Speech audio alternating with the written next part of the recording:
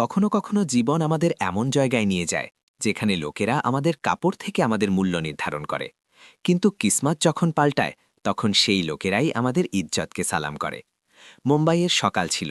Airport রোডে luxury গাড়ির ভিড় ছিল। চারদিকে স্যুট বুট পরা লোক, ফর্মাল ব্যাগ আর কানে ব্লুটুথ লাগানো এক্সিকিউটিভরা।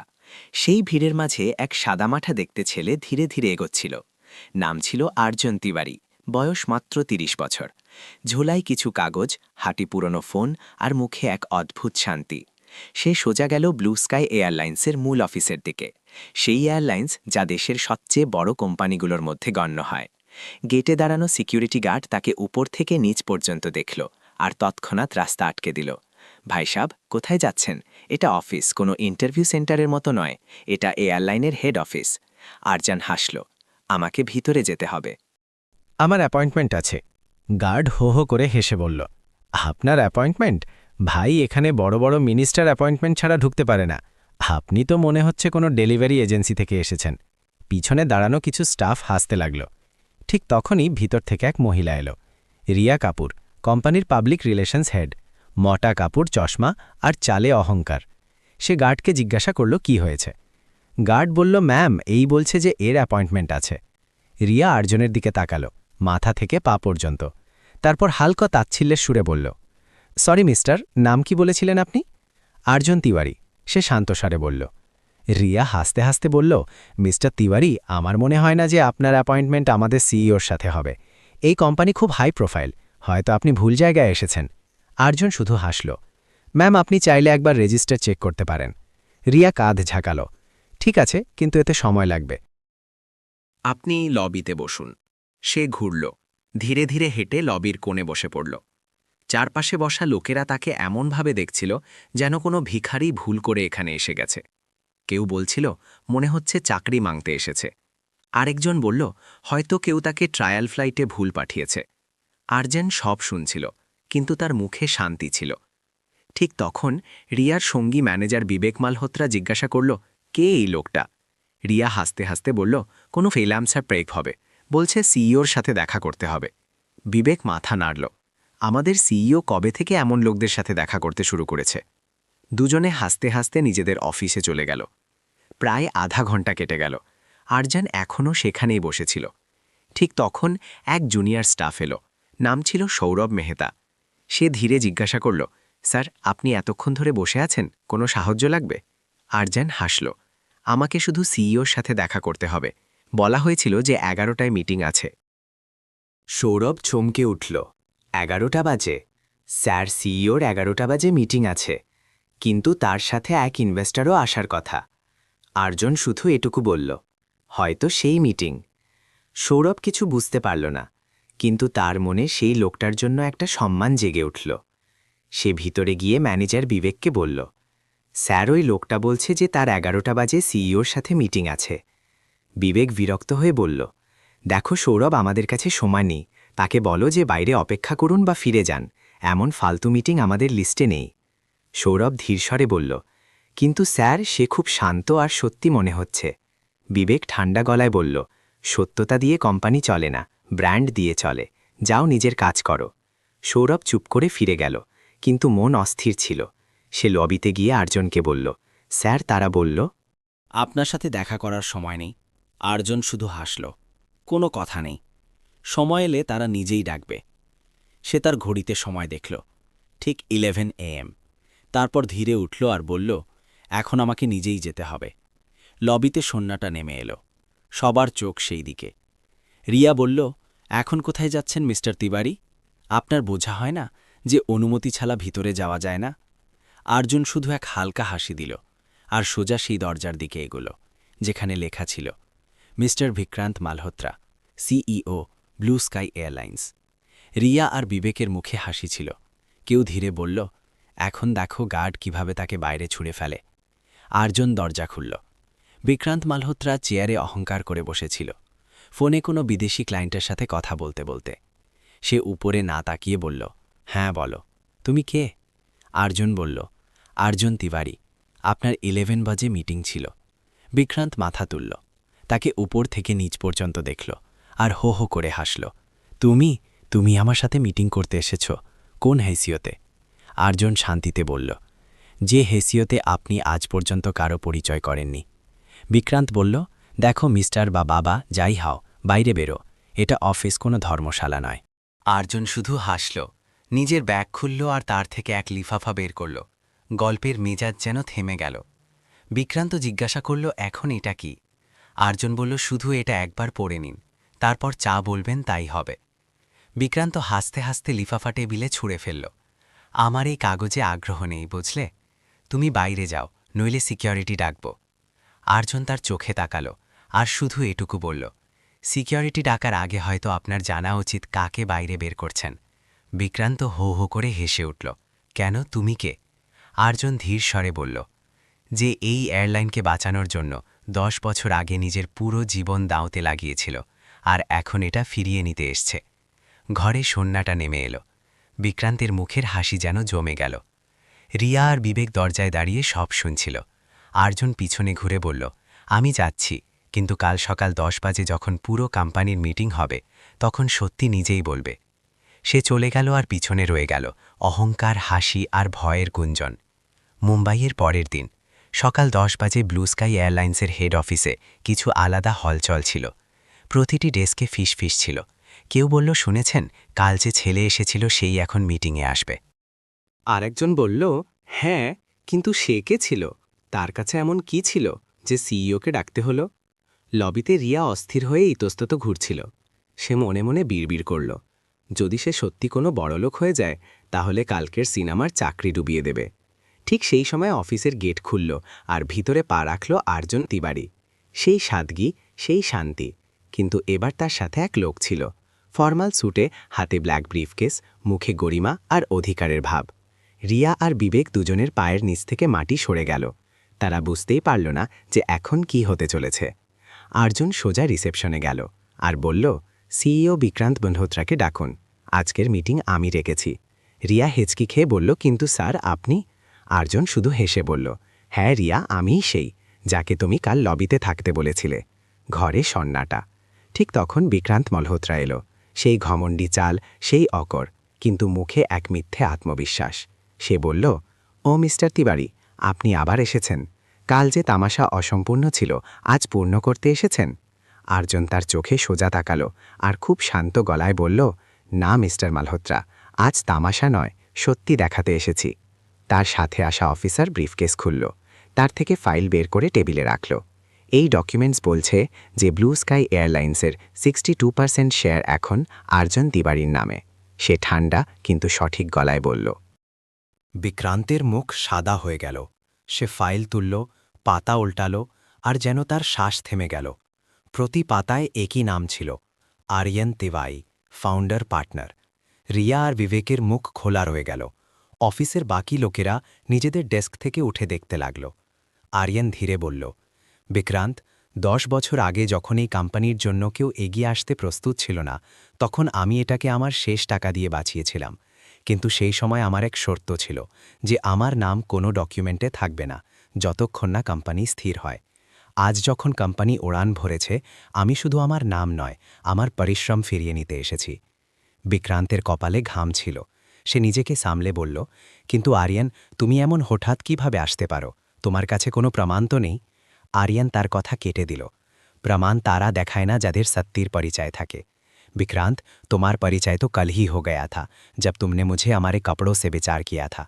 সে একটু থামলা, তারপর বললা, अब समय आया है कि तुम्हारा जगह किसी ऐसे को दिया जाए जो इंसानियत का मूल्य जाने। সে ঘুরলা और सौरभ मेहता की तरफ ताका, সেই বেল বয় যে কাল তার ইজ্জত রেখেছিল। সৌরভ, এখন থেকে তুমি ব্লু স্কাই এয়ারলাইন্সের নতুন জেনারেল ম্যানেজার। পুরো অফিস তালিতে গুঞ্জরিত হয়ে উঠল। সৌরভের হাত কাঁপছিল, চোখ থেকে অশ্রু বয়ে গেল। সে বলল, স্যার, আমি তো শুধু ইনসানিয়ত নিভিয়েছিলাম। আর্জুন হাসল, শুধু সেই আসল যোগ্যতা। সৌরভ বিক্রান্ত এখনও সেখানে দাঁড়িয়েছিল, বলল, আমাকে সরানোর অধিকার তোমার কাছে নেই। আর্জুন বলল, আমাকে সরানোর দরকার নেই। বিক্রান্ত এখন এই এয়ারলাইন সেই চিন্তা থেকে চলবে যেখানে প্রতি কর্মচারীর ইজ্জত থাকবে, সে ক্লিনার হোক বা সিইও।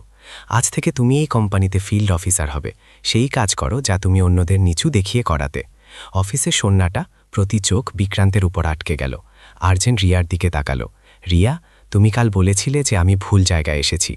আজ আমি শুধু এটুকু বলবো, কখনো কাউকে তার চেহারা থেকে বিচার করো না। কাপড় বদলায়, ইনসানিয়ত নয়। রিয়ার চোখে অশ্রু ছিল। সে হাত জোর করে বলল, আমাকে মাফ করে দিন স্যার, আমি আপনাকে চিনতে পারিনি। আরজন বলল, ভুল প্রত্যেকের থেকে হয়, কিন্তু সেই বড় হয় যে তা স্বীকার করে। তারপর সে পুরো স্টাফের দিকে ঘুরল। শোনো সবাই, এখন থেকে ব্লু স্কাই এয়ারলাইন্স শুধু ধনীদের জন্য নয়, বরং তাদের জন্য হবে যারা স্বপ্নকে উড়ান দেওয়া শিখেছে। এখানে প্রতি মানুষের ইজ্জত সমান হবে, সে যে পদেই থাকুক না কেন। তালিতে অফিস কুঞ্জরিত হয়ে উঠল। প্রতি মুখে এক স্বস্তি ছিল, যেন কেউ ইনসানিয়াতকে আবার জাগিয়ে দিয়েছে। আরজান ধীরে বলল, আসল ধনিত্ব টাকা থেকে নয়, চিন্তা থেকে হয়। সে হাসল আর বাইরে বেরিয়ে গেল। পিছনে দাঁড়ানো লোকেরা দীর্ঘক্ষণ তার দিকে তাকিয়ে রইল, আর মনে মনে ভাবতে লাগল, যাকে কাল পর্যন্ত কেউ চিনত না, আজ সেই আমাদের সবার আয়না হয়ে গেল। অফিস মিটিং শেষ হয়ে গিয়েছিল। তালির গুঞ্জন ধীরে ধীরে থামছিল, কিন্তু আরজানের মুখে এখনও এক গভীর নীরবতা ছিল, যেন কিছু অসম্পূর্ণ, যেন কোনো ব্যথা এখনও বাকি। সৌরভ তার কাছে এলো। স্যার, আপনি যা আজ করলেন তা কোনো চমৎকার থেকে কম নয়, কিন্তু আমি জানতে চাই আপনি এসব কিভাবে করলেন। আপনি তো কাল পর্যন্ত শুধু এক সাধারণ মানুষ মনে হচ্ছিলেন। আরজান হাসল, কিন্তু তার চোখে অতীতের ছায়া ছিল। সাধারণ মানুষই তো ছিল সৌরভ, কিন্তু কখনো কখনো সাধারণ মানুষের কাছে আসল গল্প থাকে, যা দুনিয়া দেখতেই চায় না। সে গভীর শ্বাস নিল আর বলতে শুরু করল, 5 বছর আগের কথা, যখন এই কোম্পানির নাম ব্লু স্কাই এয়ারলাইন্স নয়, বরং এরো ইন্ডিয়া ছিল। আমি এখানে এক ইঞ্জিনিয়ার ছিলাম, বেতন মুশকিলে চলত, কিন্তু স্বপ্নের উড়ান বড় ছিল। আমার মনে হতো যে পরিশ্রম থেকে সবকিছু পাওয়া যায়। কিন্তু জীবন শিখিয়েছে, পরিশ্রমের থেকে বেশি জরুরি উদ্দেশ্য। সে একটু থামল, যেন হৃদয়ের ভেতর থেকে শব্দ বের করছে। একদিন কোম্পানিতে আগুন লেগে গেল, লক্ষ লক্ষের ক্ষতি হল, আর কোম্পানি দেউলিয়া হওয়ার কিনারায় ছিল। লোকেরা পালিয়ে গেল, ইনভেস্টররা পিছিয়ে গেল। আমি তখন বলেছিলাম, আমি এই এয়ারলাইনকে আবার উড়াব। সবাই হাসল, বলল, এক ছোট ইঞ্জিনিয়ার কি করতে পারে। সৌরভ মনোযোগ দিয়ে শুনছিল, যেন প্রতি শব্দে কোনো সত্যি লুকিয়ে আছে। আরজন আরও বলল, আমার কাছে টাকা ছিল না, কিন্তু এক স্বপ্ন ছিল। আমি আমার মায়ের জমি বেচে দিলাম, বাড়ি বন্ধক রাখলাম, আর যা সঞ্চয় ছিল সব এই কোম্পানিতে লাগিয়ে দিলাম। আমার শুধু এই বিশ্বাস ছিল যে যদি ইনসানিয়া তার পরিশ্রম সত্যি হয়, তাহলে কোনো কিছুই অসম্ভব নয়। তার গলা কেঁপে উঠল। কিন্তু যখন কোম্পানি আবার দাঁড়াল, যাদের আমি কাজ দিয়েছিলাম, যাদের সামলেছিলাম, তারাই আমাকে ভুলে গেল। আমার অংশের কাগজ লুকিয়ে ফেলল, নাম মুছে ফেলল, আর বলল, আরজন এখানে আর কাজ করে না। সৌরভের চোখ ভরে এলো। স্যার, আপনি কারো ওপর মামলা করলেন না কেন? আরজন হাসল, কারণ আমার কোম্পানি চাইছিল, প্রতিশোধ নয়। আমি চাইতাম যে এই উড়ান সব সময় থাকুক। আমার নাম মুছে ফেলা হলেও, কিন্তু আজ যখন ইনসানিয়াতের জায়গায় অহংকার নিয়ে নিল, আমার মনে হলো এখন সময় এসেছে যে আবার পথ সোজা করা হোক। অফিসের কোণে দাঁড়ানো রিয়া কাঁদছিল। সে এগিয়ে এলো। স্যার, আপনি এত কিছু সহ্য করেও আমাদের মাফ করে দিলেন? আরজন তার দিকে তাকালো। রিয়া, জীবনে দুটো পথ থাকে, এক প্রতিশোধ নেওয়ার আর এক বদলে যাওয়ার। আমি সবসময় দ্বিতীয়টা বেছে নিয়েছি, কারণ মাফ করা কখনো ছোট করে না। তারপর সে পুরো স্টাফের দিকে তাকালো। শোনো সবাই, যদি কোনোদিন তোমাদের মনে হয় যে পরিশ্রমের ফল মিলছে না, তাহলে এটা মনে রেখো, সময় কারো থাকে না, কিন্তু ইনসানিয়াত সবসময় সাথ দেয়। আর যদি তোমরা কারো ইজ্জত না করো, তাহলে একদিন তোমাদের পরিচয়ও মুছে যাবে। ঘরে সন্নাটা ছিল। প্রতি কর্মচারীর মুখে অনুতাপ, আবেগ আর শিক্ষা সব একসাথে দেখা যাচ্ছিল। বিক্রান্ত পিছনে দাঁড়িয়েছিল, চোখে লজ্জা। ধীরে এগিয়ে এলো আর বলল, স্যার, আমার থেকে ভুল হয়ে গেছে। আমি আপনাকে আপনার কাপড় থেকে চিনেছি, আপনার যোগ্যতা থেকে নয়। আরজন বলল, ভুল তখন হয় যখন মানুষ পড়ে যায় আর উঠতে চায় না। তুমি উঠছ, এটাই যথেষ্ট। সে বিক্রান্তের কাঁধে হাত রাখল আর বলল, এখন থেকে প্রতি গেস্ট, প্রতি ওয়ার্কার, প্রতি ক্লিনার, সবার ইজ্জত একই হবে। এটাই এই কোম্পানির নতুন নিয়ম। অফিসে আবার তালি গুঞ্জরিত হয়ে উঠল। প্রত্যেকের মুখে এক নতুন উত্তেজনা ছিল। প্রত্যেকের মনে হল যেন আজ কোম্পানি শুধু নতুন পলিসি নয়, এক নতুন আত্মা পেয়েছে। আরজান হাসল আর বলল, এখন এই উড়ান শুধু আকাশ পর্যন্ত নয়, হৃদয় পর্যন্ত যাবে। সে ঘুরল আর জানালা থেকে বাইরে মুখি দিতে লাগল। নিচে উড়তে থাকা বিমান দেখতে দেখতে ধীরে বিড়বিড় করল, মা, তোর ছেলে আজ তোর স্বপ্ন পূর্ণ করে দিল। সৌরভ তার দিকে তাকাল। তার চোখে সেই চমক ছিল যা থেকে মনে হচ্ছিল যে এখন ইনসানিয়াত সত্যি আবার জীবিত হয়েছে। 1 বছর পর মুম্বাইয়ের সেই এয়ারপোর্ট, সেই ভিড়, সেই ব্লু স্কাই এয়ারলাইন্স, কিন্তু এখন তার হাওয়ায় কিছু অন্য ছিল। কর্মচারীদের মুখে হাসি ছিল, ইউনিফর্মের সাথে ইনসানিয়াতের গর্ব। কাউন্টারে রিয়া নতুন যাত্রীকে টিকিট দিচ্ছিল, সেই রিয়া যে কখনো ঘমণ্ডে ভরা ছিল, এখন তার গলায় নম্রতা ছিল। সে প্রতি গ্রাহককে হেসে বলতো, স্যার, আপনার দিন শানদার কাটুক। বিক্রান্ত এখন গ্রাউন্ড অপারেশন সামলাচ্ছিল, প্রতিদিন রোদে দাঁড়িয়ে থাকত, কিন্তু মুখে কোনো অভিযোগ নেই। তার এখন বোঝা হয়ে গিয়েছে, কুর্সি থেকে নয়, কর্ম থেকে ইজ্জত মেলে। আর আরজান, সে এখন এয়ারলাইনের চেয়ারম্যান ছিল, কিন্তু আজও সেই সাধারণ স্যুট পরে, সেই শান্ত হাসি নিয়ে এয়ারপোর্টের গেটে দাঁড়িয়েছিল। তার হাতে মায়ে ফ্রেম করা ছবি ছিল। ছবির নিচে লেখা ছিল, যেখানে ইনসানিয়াত জীবিত থাকে সেখানেই আসল উড়ান হয়। আজ ব্লু স্কাই এয়ারলাইন্সের প্রথম ফ্লাইট আর্জুন এক্সপ্রেস নামে উড়তে চলেছে। প্রতি টিভি চ্যানেল, প্রতি রিপোর্টার সেখানেই ছিল। অ্যাঙ্কার মাইক ধরল আর জিজ্ঞাসা করল, স্যার, আপনি আপনার প্রথম ফ্লাইটের নাম নিজের নামে কেন রেখেছেন? আর্জুন হাসল, এই ফ্লাইট আমার নামে নয়, আমার মায়ের স্বপ্নে। সে বলতো, বেটা, যদি কখনো আকাশ ছুঁয়ে ফেলো তাহলে নিজের শিকড় ভুলো না। আজ আমি উড়ছি, কিন্তু জমি এখনও আমার পায়ের নিচে। ভিড়ে সন্নাটা ছিল, লোকদের চোখ ভরে এলো। ঠিক তখন সেই ফ্লাইট রানওয়েতে দৌড়তে লাগল। ইঞ্জিনের শব্দের সাথে আকাশে এক নতুন ইতিহাস লেখা হচ্ছিল। রিয়া ধীরে বলল, স্যার, আপনি আমাদের শিখিয়েছেন যে মানুষ কাপড় থেকে নয়, ইরাদা থেকে চেনা যায়। বিক্রান্ত মাথা নিচু করে বলল, আর আমি শিখেছি যে কুর্সি ছোট বড় করে না, হৃদয় করে। আর্জুন হাসতে হাসতে বলল, যদি প্রতি মানুষ একটু ইজ্জত বিলিয়ে দেয় তাহলে দুনিয়ায় কোনো গরিব থাকবে না, না হৃদয় থেকে, না ইনসানিয়ত থেকে। সে চোখ বন্ধ করে ফিসফিস করল, মা, তোর ছেলে তোর উড়ান পূর্ণ করে দিল। সেই ফ্লাইট আকাশে উঁচু উড়ান ভরল, আর সূর্যের রশ্মি তার ডানায় পড়ছিল। যেন আকাশ নিজে ঝুঁকে আর্জুনকে সালাম করেছে। দোস্তরা, আপনাদের থেকে এক প্রশ্ন, যদি আপনাদের জীবনে এমন কোনো মুহূর্ত আসে যেখানে আপনি কোনো সাধারণ মানুষকে দেখেন, তাহলে কি আপনিও তাকে কাপড় থেকে বিচার করবেন নাকি হৃদয় থেকে চিনবেন, যেমন আর্জন করেছে? কমেন্টে লিখুন আপনাদের মতে আসল ধনীকে, যার কাছে টাকা আছে নাকি যার কাছে হৃদয় আছে। তো দোস্তরা, এই গল্প আপনাদের কেমন লাগলো আমাদের কমেন্টের মাধ্যমে অবশ্যই জানান। আর যাওয়ার সময় আমাদের ভিডিওতে লাইক আর চ্যানেল সাবস্ক্রাইব করতে ভুলবেন না। আর কমেন্টে নিজের নাম আর শহর অবশ্যই লিখুন, যাতে আমাদের আপনাদের ভালোবাসা আর সমর্থনের অনুভূতি হয়। তো চলুন আবার মিলব এক আর হৃদয় স্পর্শকারী সত্যি গল্প নিয়ে।